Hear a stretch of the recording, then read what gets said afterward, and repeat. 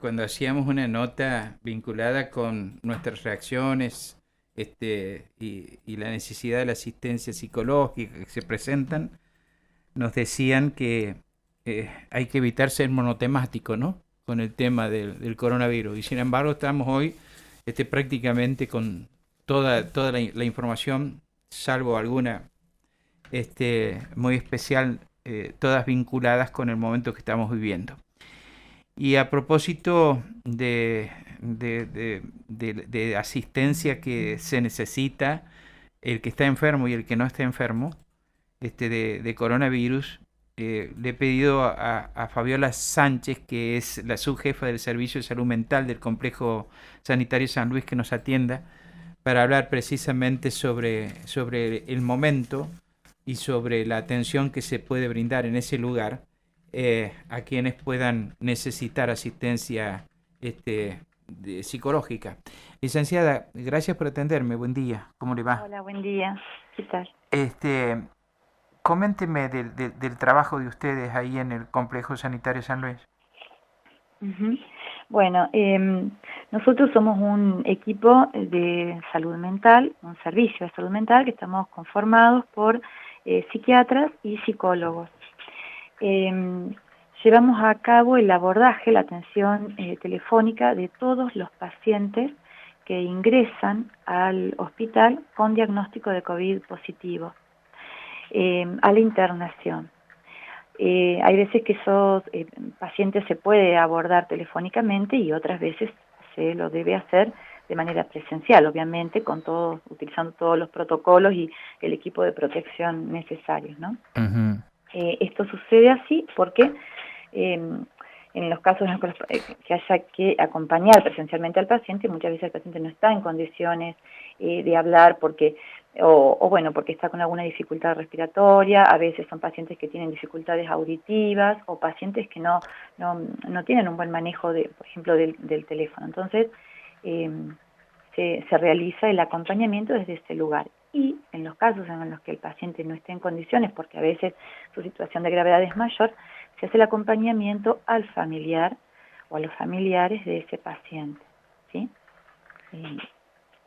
Nosotros lo estamos realizando ya sea con los pacientes internados en los servicios, en las áreas de clínica, y también hacemos el acompañamiento en los pacientes que están en la terapia intensiva 2, en la unidad de terapia intensiva 2. Ujú. En este caso, bueno, obviamente los pacientes están con otro tipo de evolución clínica, con otra gravedad, digamos, y se les permite ingresar a los familiares unos minutos, la verdad que es un corto tiempo, pero para que un familiar por paciente pueda entrar 2 veces a la semana a ver a este paciente que está internado, a su ser querido, a veces un amigo, a veces un familiar, a veces ha llegado una persona del ámbito religioso, un pastor, un sacerdote, bueno, lo que decían. Y en esa situación nosotros hacemos un acompañamiento previo Ujú. donde se les explica un poco también con qué se va a encontrar, cuál es la situación de ese paciente adentro, porque la verdad a veces es muy movilizador, ¿no? Y después, obviamente una vez que ya entran en la terapia, obviamente ingresan solos, ¿no? Con la gente que está en terapia, obviamente, los profesionales que están en terapia. Sí. Y cuando ellos salen, ese familiar sale, nosotros volvemos a hacer un abordaje, porque obviamente, bueno, vuelvo a repetir esto de lo Sí. movilizador que es, ¿no? Sí. No es, digamos, no es una situación fácil para nadie, pero menos para alguien que va a ver a un familiar en esa situación, ¿verdad? Ujú. Entonces, esa es un poco nuestra tarea.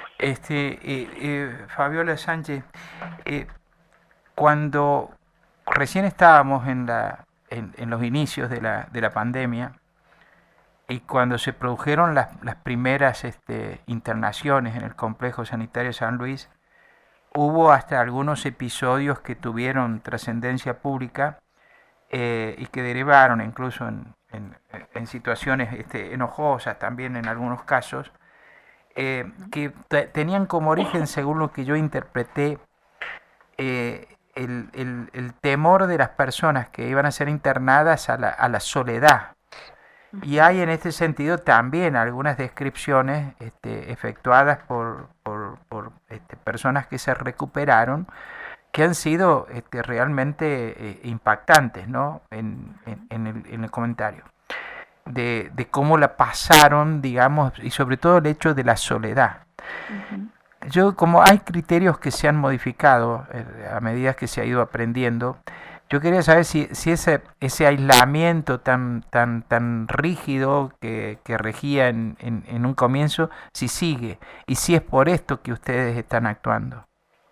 Bueno, en realidad, eh, a ver, en un inicio de la pandemia había, como usted dijo, mucho temor, pero el temor tenía que ver también con el gran desconocimiento que había sobre todo esto, ¿verdad? O sea, si bien ahora todavía sigue habiendo mucho desconocimiento, se ha avanzado obviamente mucho más bueno, en el conocimiento del proceso de la enfermedad, del comportamiento del virus, etcétera.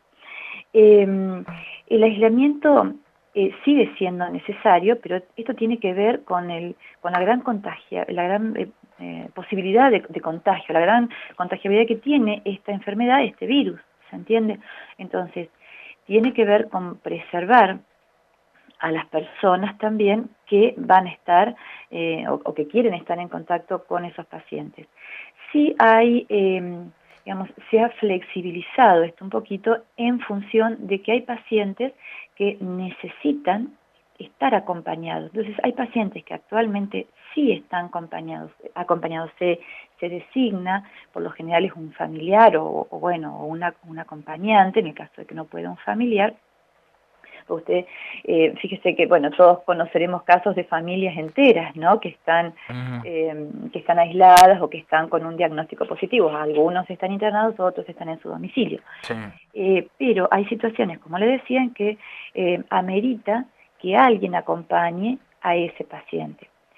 Por ejemplo, en los casos de gente que es muy mayor, muy viejita, o que tienen algún tipo de discapacidad, o que tienen alguna discapacidad mental, o alguna discapacidad física que le impida realizar algunos movimientos mínimos, ¿no?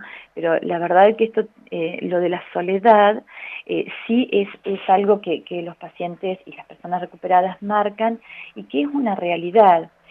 Por eso es que desde el servicio esto se intenta hacer un acompañamiento. Esto también tiene que ver lo del acompañamiento. A ver, no solamente con estar presentes o, digamos, a modo de salvar un momento, sino también de poder detectar síntomas psicopatológicos que estén sucediendo o que le estén ocurriendo a esas personas que están internadas, ¿no? Que tienen que ver, bueno, obviamente que la soledad muchas veces exacerba todos estos síntomas, ¿no? Entonces, poder detectarlos a tiempo y la verdad es poder intervenir para que esa persona que no tiene otra posibilidad por el momento que estar ahí aislada, pueda sobrellevar esta situación y lo mejor posible, lo mejor que se pueda. O sea, no hay una situación óptima porque tengamos en cuenta que ya el diagnóstico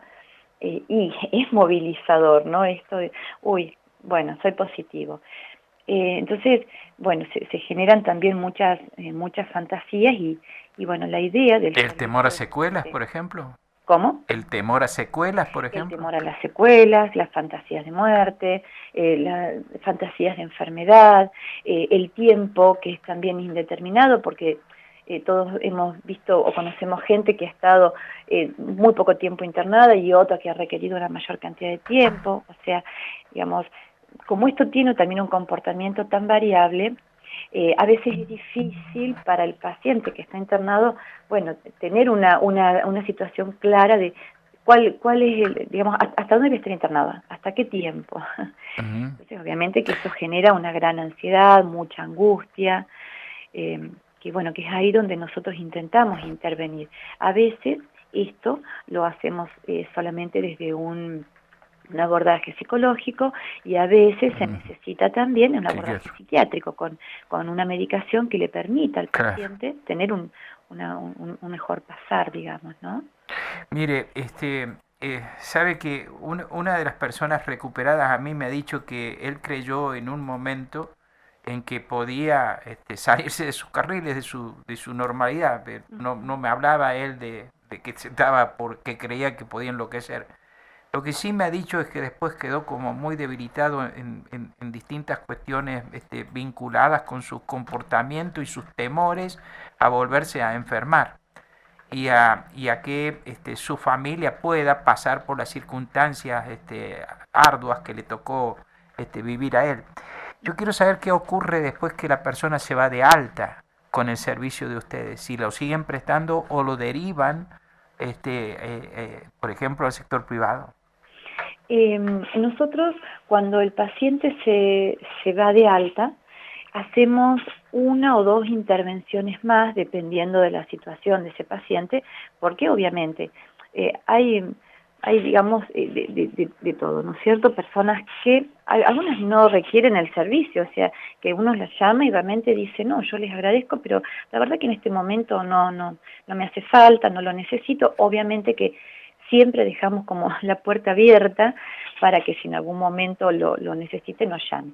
Pero, hablando del paciente que concretamente se va de alta, sí, se va muchas veces emocionalmente vulnerable o debilitado porque la experiencia que le toca vivir, la verdad que es una experiencia muy fuerte. Además, no solamente es lo que le pasa a él, sino lo que, bueno, digamos, lo que le toca ver en el tiempo de internación también, ¿no es Claro, cierto? sí, me lo han Entonces, mencionado. eso también es muy fuerte, es Ujú. muy movilizador, a veces muy angustiante. Quedó Entonces, fulano adentro. ¿cómo? Quedó fulano adentro, me dice uno. Claro, claro, Ujú. sí. Y esto genera muchos, también muchos sentimientos de culpa, ya sea en el paciente que, esto que usted dice, yo salí pero quedó fulano adentro, a veces es el conocido de ahí, del momento, ¿no? Ujú. El compañero de sala, bueno, o el que entró, el conocido. Pero también está el sentimiento de culpa cuando se siente responsable de haber contagiado, haber infectado a otras personas. Y la verdad que con eso es muy difícil lidiar y también es difícil no sentirlo, aunque digamos uno podría decir no tiene sentido, porque esto es una pandemia, o sea, la posibilidad de contagiar, ¿no? Está en todo. Ujú. Por eso, volviendo a la pregunta inicial, nosotros hacemos un acompañamiento de una, dos, tres sesiones más después de que el paciente sale de alta, pero ahí, digamos, se evalúa. Si el paciente no quiere o está dentro de todo bien, eh, bueno, se le deja, como decía, la posibilidad de que vuelva a llamarnos.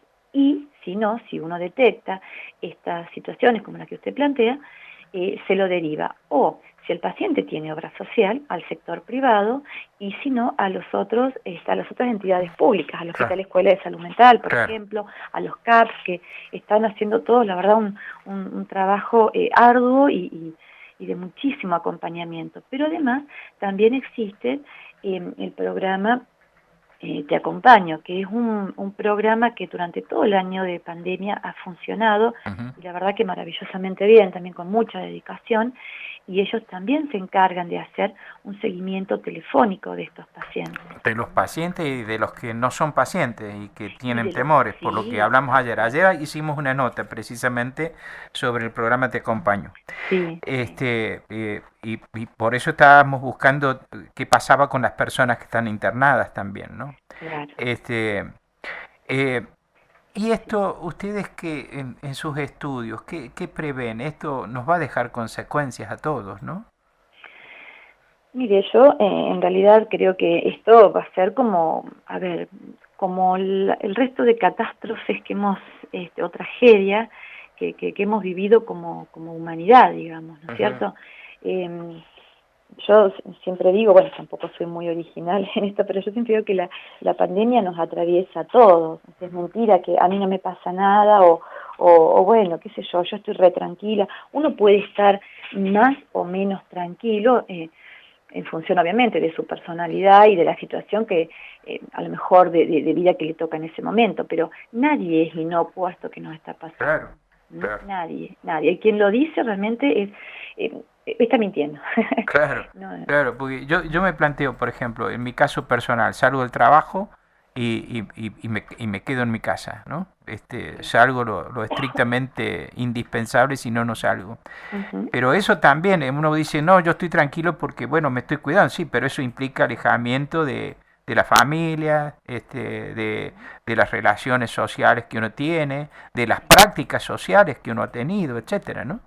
Sí, sí, sí. Y eso, bueno, en algún momento yo digo, eso en algún momento se va a empezar a reflejar.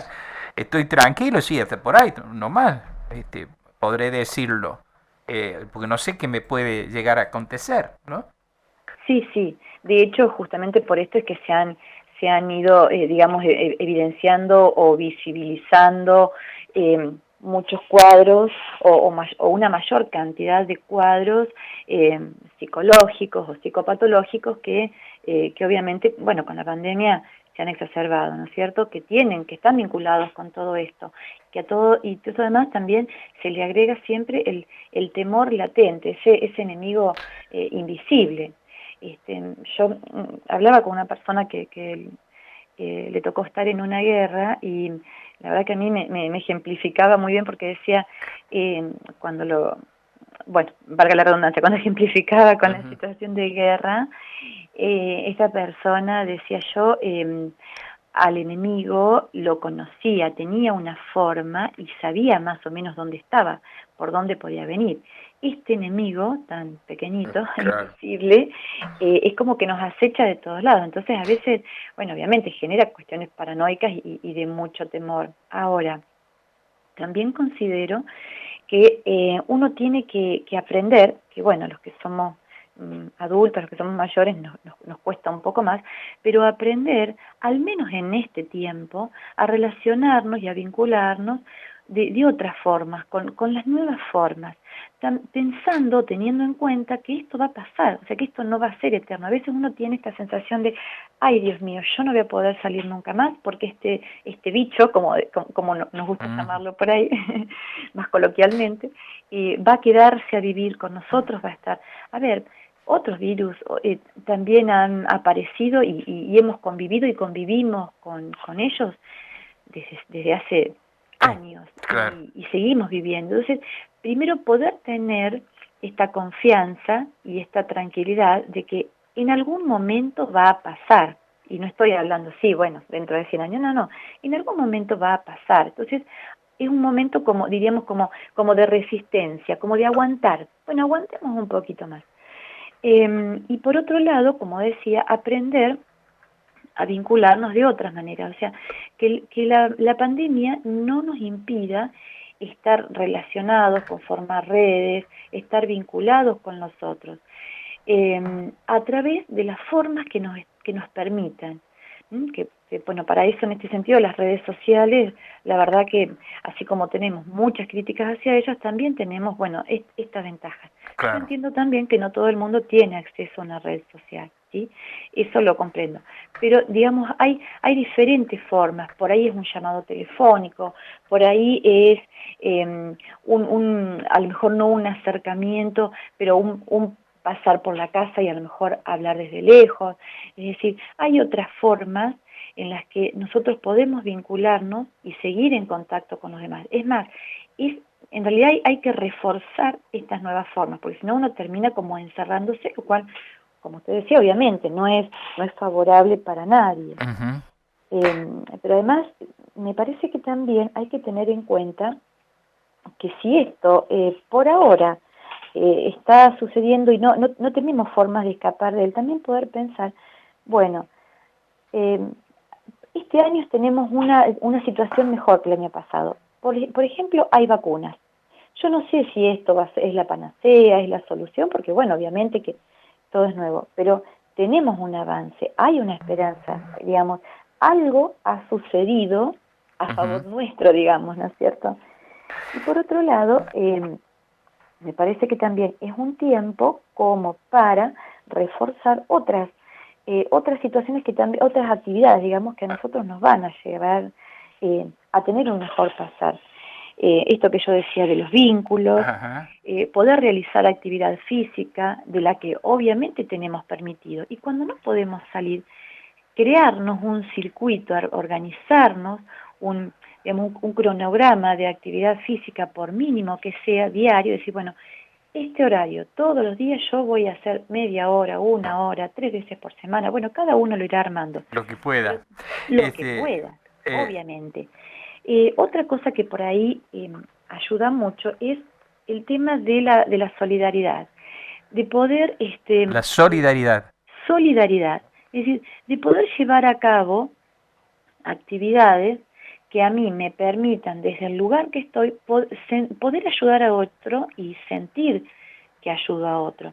Digo, en esto hay, bueno, infinidad de formas de solidarizarnos. Hay gente que está tejiendo las famosas mantas que se hacen en invierno, las medias, los que los llevan a merenderos, otros se dedican a los animalitos que están en los refugios, que también colaboran desde ese lugar. Digo, hay otros cocinan para determinados sectores. Digo, hay formas, miles, de poder llevar a cabo actos solidarios, que eso también redunda en un digamos, en un beneficio personal, un sentimiento personal, sentirse mejor personalmente, decir, bueno, desde este lugar que a mí me toca estar, yo puedo ayudar. No es necesario ser psicólogo, ser médico, enfermero, trabajar en un hospital para poder ayudar, de ninguna manera. De ninguna manera. Fabiola Sánchez, ha sido un placer hablar con usted. Muchísimas gracias. Muy generosa con su tiempo y con sus conceptos. No, yo quiero agradecerles mucho a ustedes que me hayan, bueno, convocado para esto, o a mi colega ayer, porque sí quiero destacar algo, que muchas veces la salud mental está un poco olvidada. Cuando hablamos del sistema de salud o los profesionales de salud, muchas veces queda como relegada, ¿no? Y en verdad, bueno, yo les agradezco a ustedes que le hayan podido dar este espacio que tiene también la salud mental en esto que es, bueno, que es salud. Así que y usted fue muy descriptiva, ¿eh? Fue muy descriptiva, así que le agradezco mucho. Bueno, buen día. Gracias. Adiós. Que tengan buen día. Buen día. La subjefa del Servicio de Salud Mental del Complejo Sanitario San Luis, Fabiola Sánchez, estuvo esta mañana aquí en Nada Secreto en Radio Universidad.